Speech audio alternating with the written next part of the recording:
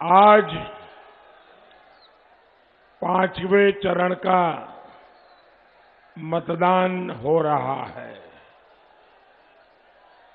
आज का मतदान यूपी में भाजपा एनडीए की प्रचंड बहुमत वाली सरकार को एक और थप्पा लगाने वाले हैं। भाइयों बहनों, यूपी को दंगा मुक्त बनाए रखने के लिए,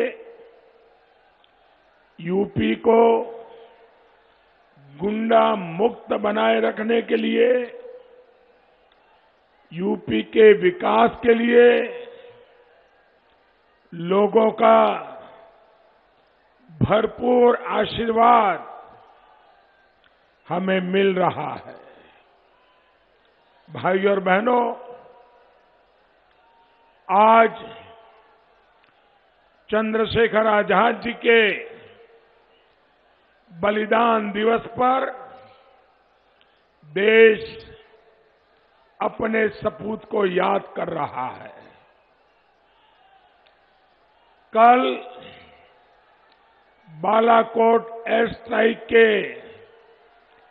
3 साल पूरे होने पर देश ने अपनी वायुसेना के पराक्रम को भी याद किया। हमारे शूरवीरों ने देश को चुनौती देने वालों को उनके घर में ही घुसकर मारा था। याद है ना? याद है ना? ये दिन जब जब आता है, देश का सीना गर्व से और चौड़ा हो जाता है। लेकिन साथियों, भारत का ये पराक्रम दिल्ली और यूपी में बैठे कुछ गोर परिवारवादियों को रत्ती भर भी पसंद नहीं आता। ये लोग आज भी हमारी सेनाओं से सबूत मांगते हैं, उनके सामर्थ्य पर विश्वास नहीं करते। इसलिए ऐसे लोगों से यूपी की जनता को बहुत सतर्क रहना है। भाइयों और बहनों, बीते 2 साल से दुनिया में जो स्थिति बनी है उससे आप सभी परिचित हैं। कोरोना की भयंकर महामारी पूरी दुनिया को,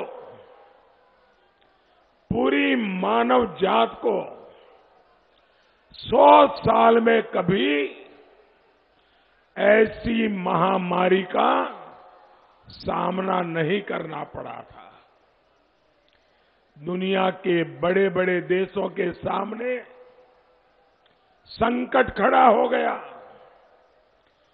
इस समय भी जो वैश्विक हालात है उस पर प्रत्येक भारतीय की नजर है।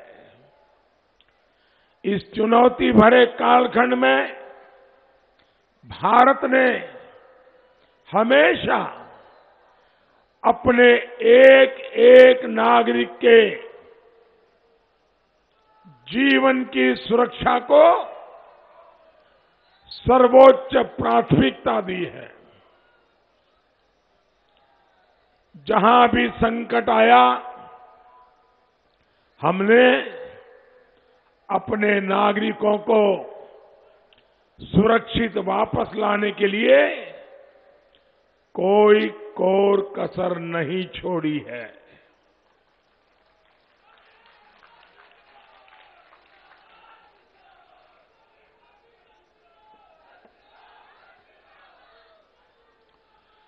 ऑपरेशन गंगा चलाकर हम यूक्रेन से भी हजारों भारतीयों को वापस ला रहे हैं।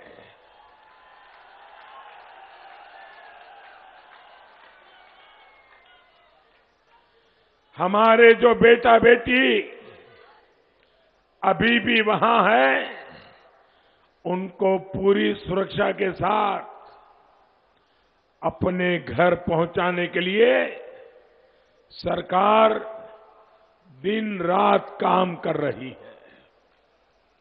साथियों, आज का ये दौर भारत को, हर भारतवासी को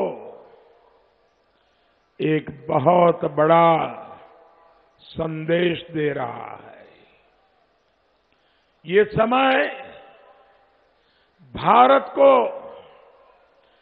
ज्यादा से ज्यादा ताकतवर, भारत को आत्मनिर्भर बनाने का है।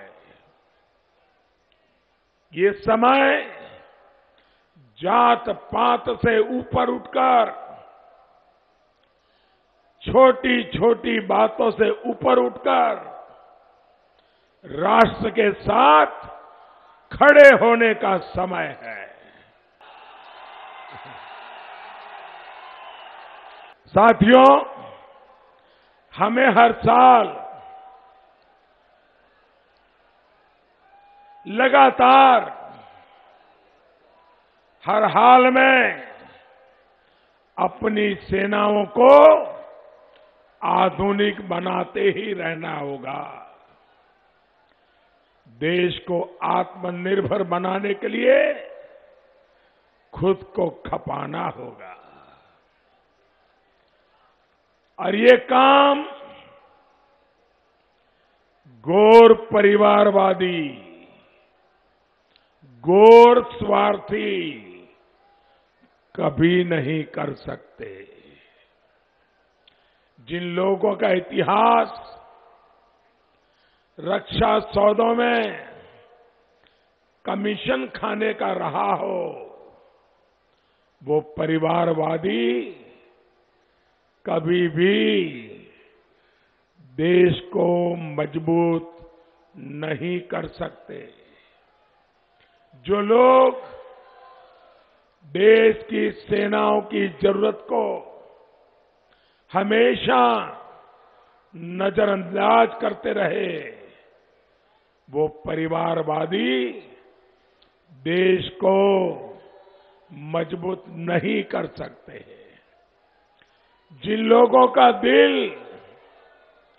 देश में बम धमाके करने वाले आतंकियों के लिए धड़कता है, वो कभी देश को सशक्त नहीं बनाएंगे।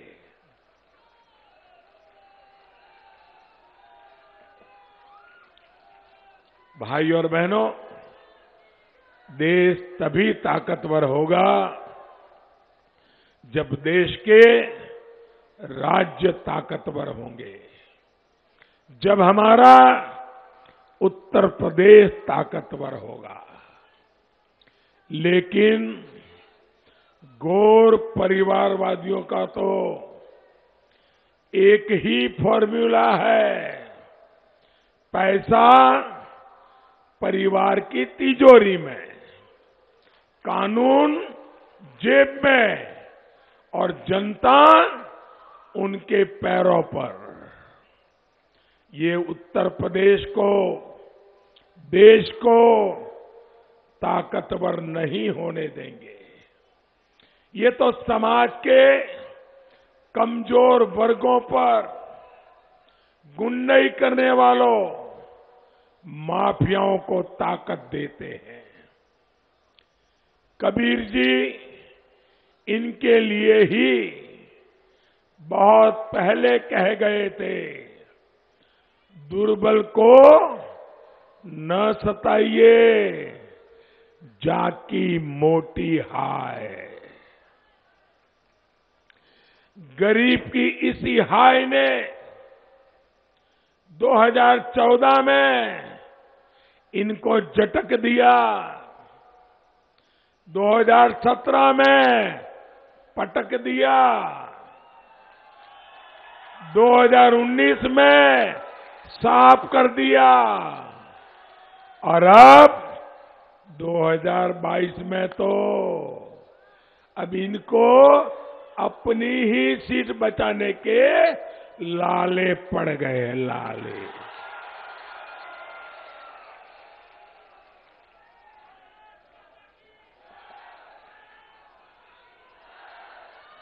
साथियों, आत्मनिर्भर भारत अभियान सिर्फ भाजपा सरकार का नहीं है, बल्कि एक एक देशवासी की जरूरत है।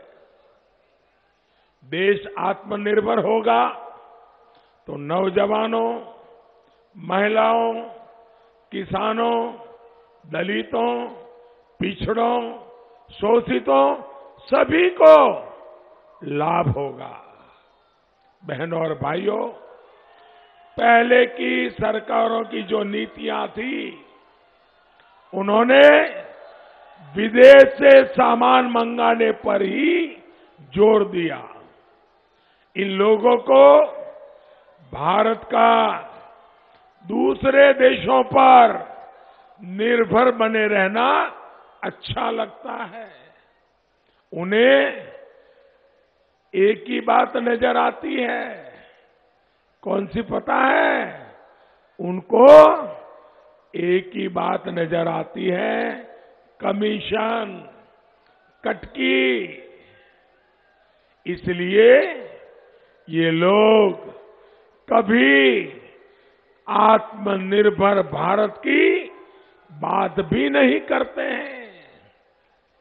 राष्ट्रभक्ति और परिवार भक्ति में यही फर्क होता है। भाइयों और बहनों, इन घोर परिवारवादियों ने दशकों तक हमारी सेना को भी पूरी तरह विदेशों पर निर्भर रखा। भारत के रक्षा उद्योग को बर्बाद कर दिया। लेकिन अब उत्तर प्रदेश में ही बहुत बड़ा डिफेंस कॉरिडोर बन रहा है।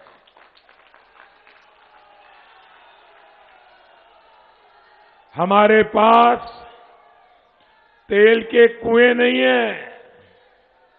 हम बहुत सारा कच्चा तेल बाहर से मंगाते हैं। लाखों करोड़ रुपए उस पर खर्च करते हैं। इन लोगों ने कभी ध्यान ही नहीं दिया कि गन्ने की मदद से, गन्ने से ज्यादा इथेनॉल भी बनाया जा सकता है। उसे पेट्रोल में मिक्स किया जा सकता है। पहले लोग गन्ने से सिर्फ चीनी बनवाते रहे और नीतियां ऐसी बनाई कि चीनी मिले और गन्ना किसानों दोनों को सरकार की दया पर जीने के लिए मजबूर कर दिया।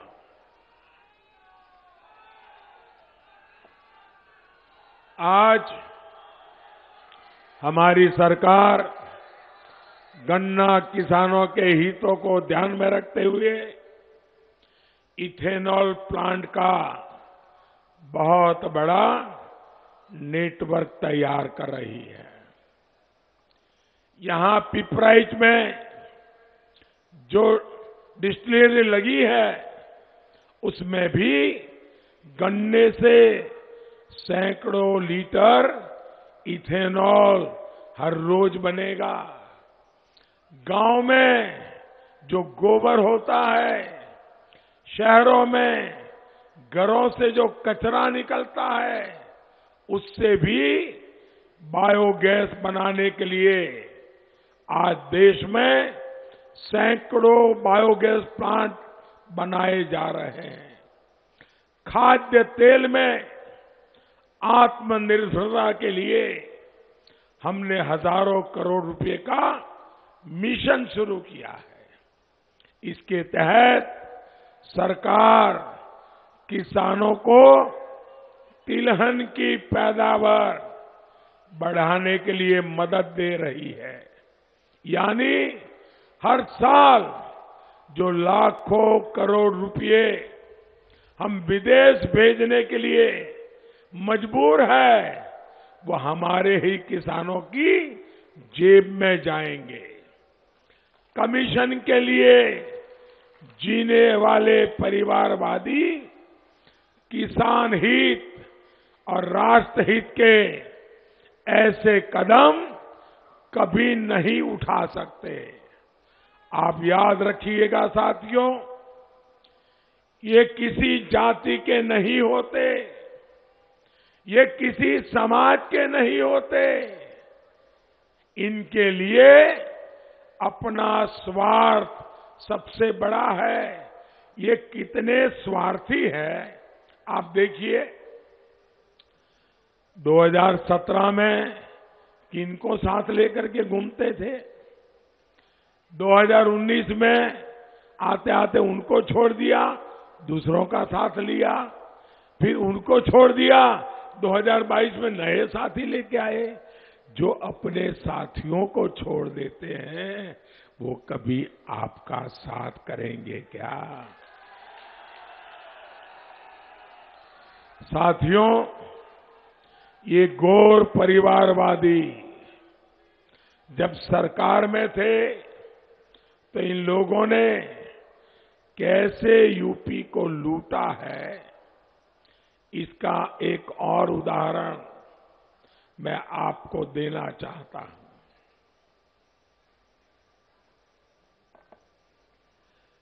जब इन गौर परिवारवादियों की सरकार के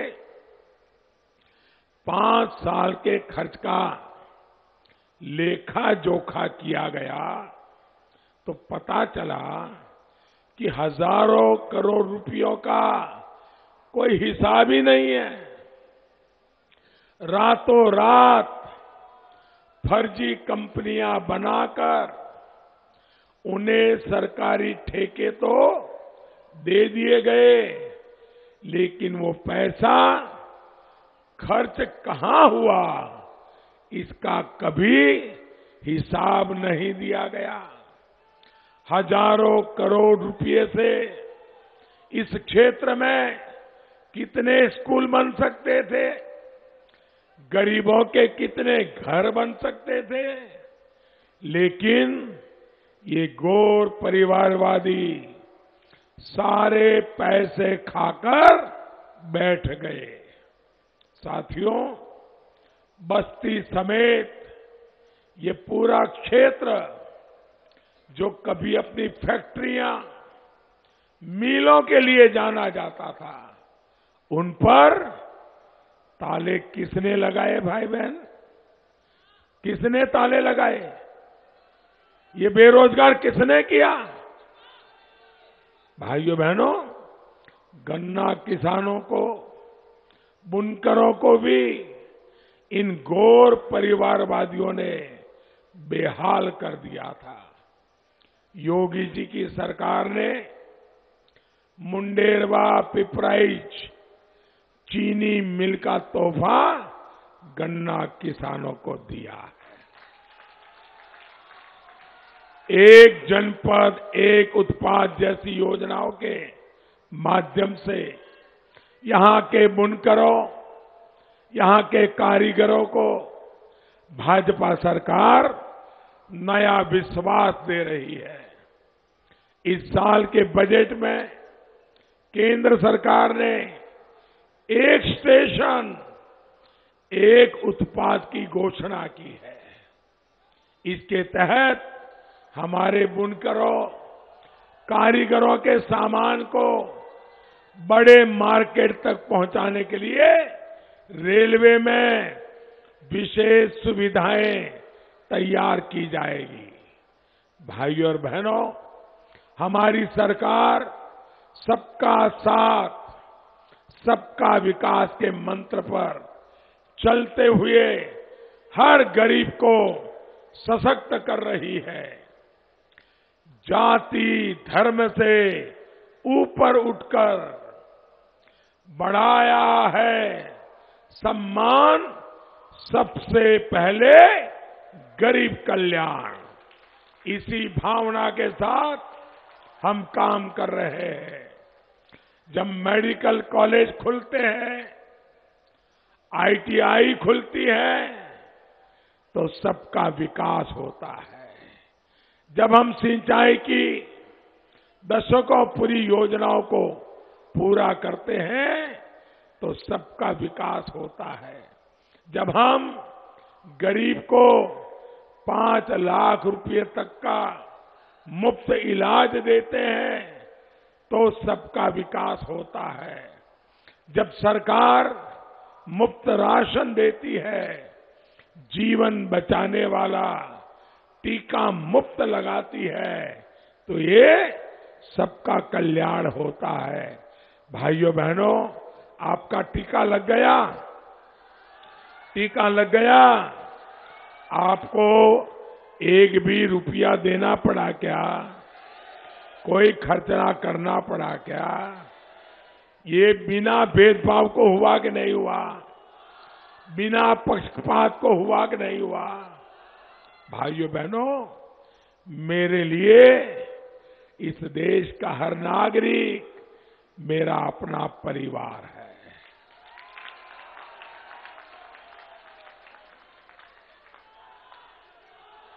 और इसीलिए बिना किसी भेदभाव, बिना पक्षपात सरकार गरीब को पक्की छत देती है, तो ये सबका विकास ही है।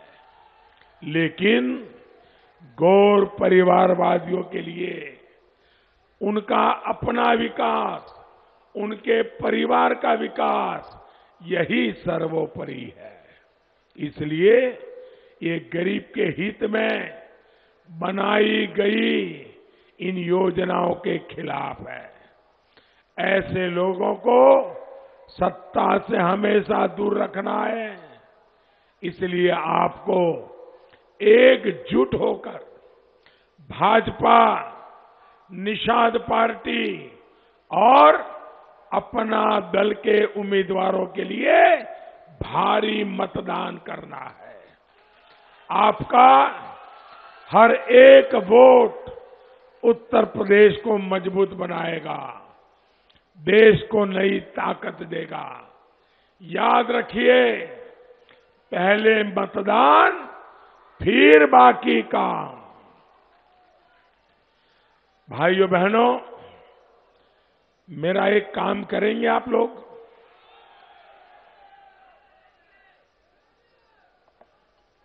ऐसे नहीं, जोरे से बताइए। माताएं बहनें मेरा काम करेगी, नौजवान मेरा काम करेंगे, सारे किसान भाई मेरा काम करेंगे, पक्का करेंगे। तो देखिए, 3 तारीख के पहले